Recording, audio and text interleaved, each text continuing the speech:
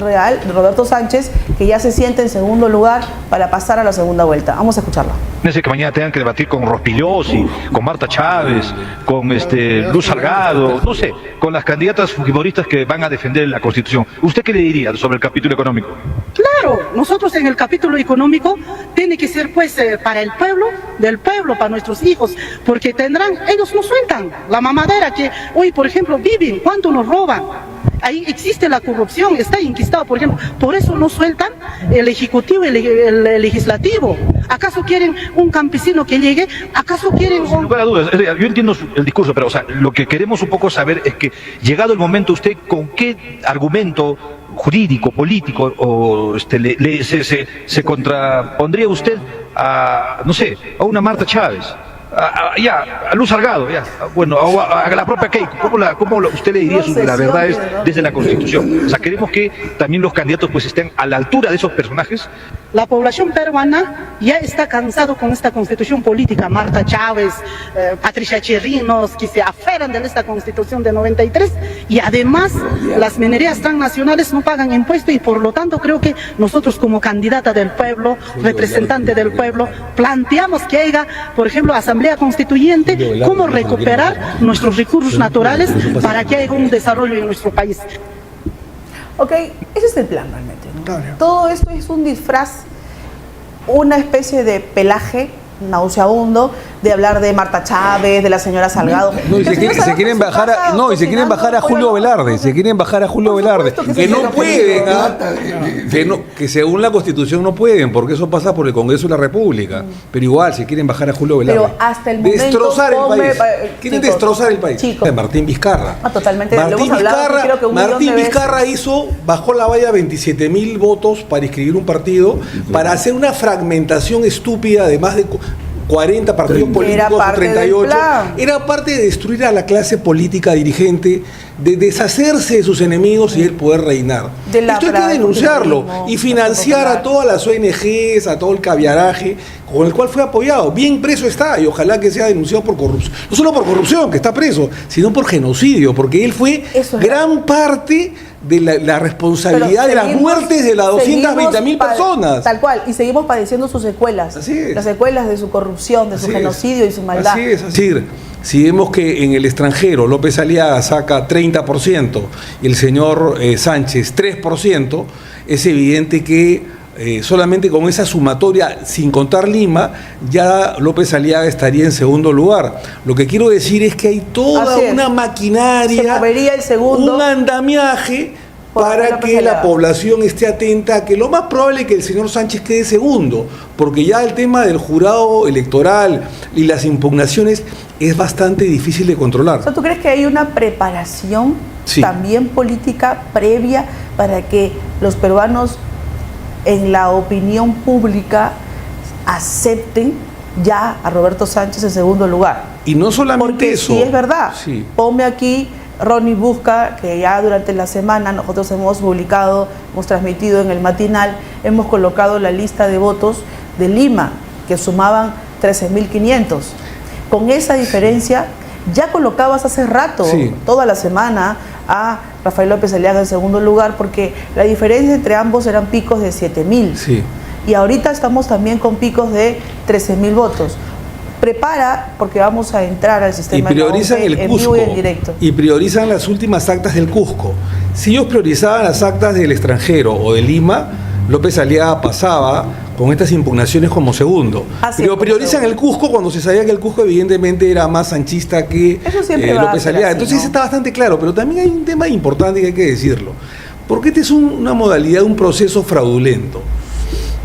Porque incluso varias encuestadoras se han prestado a ello, Claudia. Yo no quiero decir nombres, pero ya sabemos, quien habla, mi amigo Pepe Lucho Delgado, entre otros que hemos participado en varias campañas, sabemos que muchas, no quiero generalizar, muchas de las encuestadoras se prestan a la mermelada. Hay un acto, por lo menos de responsabilidad funcional por parte del presidente del Jurado Nacional de Elecciones. Mira, si había un problema de traslado, de movilidad, documentario, de material, se pudo recurrir a las Fuerzas Armadas y Policiales. Las Fuerzas Armadas y Policiales, sobre todo la Fuerza Armada, hasta hace no mucho, eran las encargadas de cautelar todo el material electoral, no solamente el llevar, sino de una vez llevado el escrutinio a posteriori de las elecciones, ponerlas a buen recaudo en el Jurado Nacional de Elecciones, y nunca en toda la historia hubo ningún problema. Pero ¿por qué cambiar la ley? Porque acá indica, además, detalla el almirante Cueto, congresista, hemos leído el mensaje que él ha colocado, que es una grave denuncia. A estas alturas ya todo es sumamente evidencias, elementos que nos llevan a las pruebas de fraude, porque, a ver, más allá de estos delitos perpetrados por Corvetto, también hubo el cambio de ley, sí, en donde se decía ya, en donde se aplicaba la medida de que las Fuerzas Armadas y la Policía ya no estaban a cargo del traslado del material electoral, solamente la OMPE. Y mira el desastre que ha ocurrido con la OMPE. Mira, acá había una colusión, desde mi punto de vista, que tendrá que aclararse, porque entre la compañía y la OMPE, lo que tengo entendido, es que esta compañía ya tenía o había tenido serios problemas anteriormente en otros procesos electorales, entre otras circunstancias, y era la que más cobraba dentro de la lista. Entonces, definitivamente ha habido una colusión en agravio del Estado. Habrá que ver si ha habido también un fraude de manera directa. Yo no quiero adelantarme a eso, es probable, pero no me quiero adelantar a eso, Claudia. Pero ha habido un proceso irregular digitado directamente para perjudicar a uno de los candidatos. Eso está bastante claro, porque incluso una vez contadas ya las actas, después de las graves irregularidades del día domingo y el día lunes, no se quiere contabilizar las actas del extranjero ni las que se votaron en Lima y Callao, sobre todo en Lima el día lunes. Entonces seguimos con eso, y eso ya es bastante raro, porque una vez que ellos han contabilizado y mandan el 6%, 6,5% de actas impugnadas al jurado electoral y luego al Jurado Nacional de Elecciones, hacen de que la población pueda ver que el segundo, que es supuestamente Sánchez, le lleve 13.600 votos al tercero, que es López Aliaga, cuando aparentemente esto debería ser al revés, por un tema de matemática simple, ¿no? Es decir, Doctor Delgado, esto nadie lo vio venir, pero ya está aquí, es un desastre. No es cierto, no es cierto. Tú dices... Al nivel del impedimento del voto, después de no lo sabíamos, ¿no? Candado. ¿Cómo es posible que a este Piero lo coloquen en el puesto? Ya tenía problemas tremendos en la anterior oportunidad y lo ratifican. Dime una cosa, Claudia, el señor Corvetto, antes, en 2021 que lo nombraron, él colocó a una empresa privada para que lleve los materiales. Así es. Eso lo llevaba el ejército. Nunca tuvimos un problema. Y lo cuidaban. Y llegaba todas las cosas un día antes. Y el ejército cuidaba. Resulta que él cambió eso y colocó a una empresa que no sabe. Por ejemplo, esta empresa que recién la ha nombrado, que no tenía experiencia. Sin embargo, a mí me llama la atención que en Lima no hayan cumplido. Sin embargo, en Puno, en Cusco, sí en Apurímac, en todas partes llega. Pero en Lima, donde está un bolsón que no lo favorece al candidato de ellos, no llega. ¿Qué se ha hecho con eso? Se ha bajado la pretensión de uno de los candidatos. En este caso, Porqui. Esa es la realidad. La cosa viene directa. Ahora, desde el APRA, usted también analiza con claridad, con evidencias, que ha habido un direccionamiento para entorpecer el voto contra Rafael López Aliaga. Pero es lógico, dime la verdad. Pero tengo que preguntarle, no, esa es mi labor. De hecho. Creo que está claro, ¿no? Así va, sí. Aquí hay una direccionalidad. Eso lo hacen los comunistas en Venezuela, en Cuba, es decir, en todas partes lo hacen, porque ellos no creen en el voto, creen ellos en su direccionalidad. sinceramente, creo que estamos de más. A este chico, a este hombre, lo volvieron a elegir, lo volvieron a designar y cometieron un gravísimo error.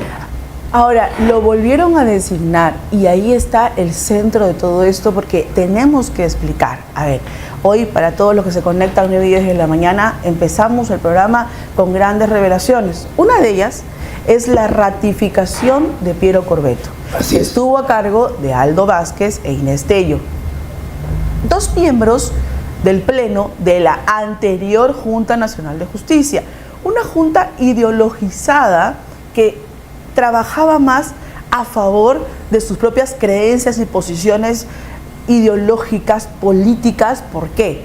Porque lo decimos nosotros porque se nos ocurre. No, porque Aldo Vázquez fue ministro de Justicia de Nadine Heredia y de Ollanta Humala.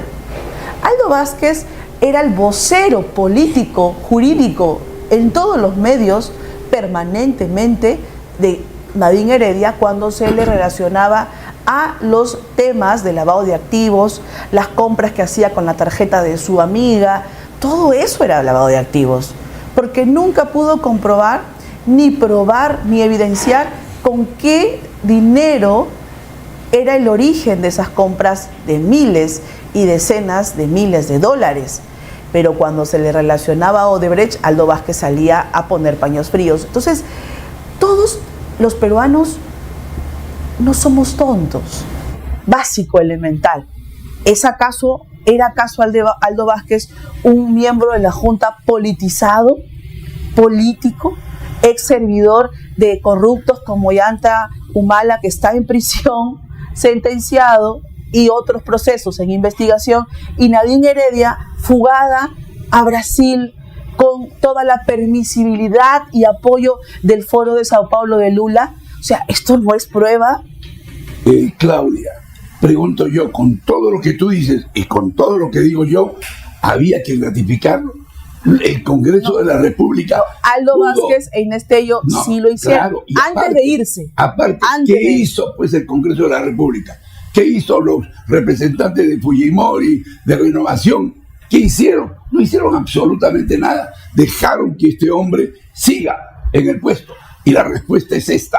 Mira lo que ha pasado. No, en realidad hubo grupos como Renovación Popular y Fuerza Popular que sí levantaron su voz, pero hubo el tema de la Junta Nacional de Justicia y la ratificación de Corvetto no pasa por el Congreso de la República. Usted sabe bien que la Junta es autónoma. No, por favor.